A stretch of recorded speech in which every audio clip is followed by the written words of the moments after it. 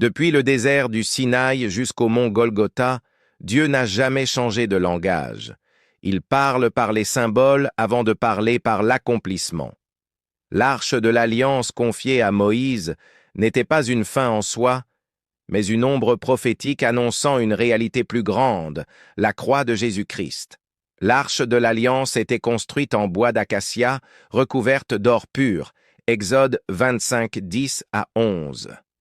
Le bois, matière vivante mais corruptible, annonçait l'humanité. L'or, incorruptible, révélait la divinité. De la même manière, la croix porta Jésus, pleinement homme et pleinement Dieu, réunissant en lui la nature humaine et la nature divine. Dans l'arche étaient déposées les tables de la loi, symbole de la justice divine. Sur la croix, Jésus porta la loi accomplie, non gravée sur la pierre, mais scellée dans son corps. Matthieu 5, 17. Là où l'arche conservait la loi, la croix en devint l'accomplissement vivant.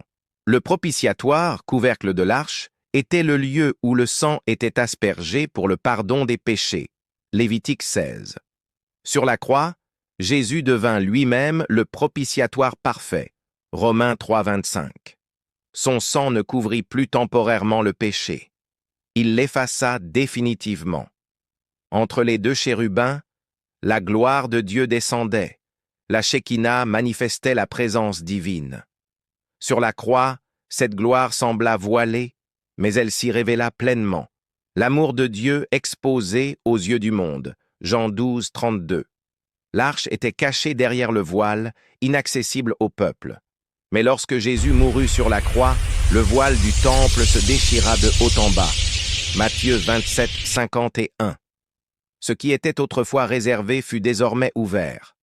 La croix devint la nouvelle arche, le nouveau lieu de rencontre entre Dieu et l'humanité.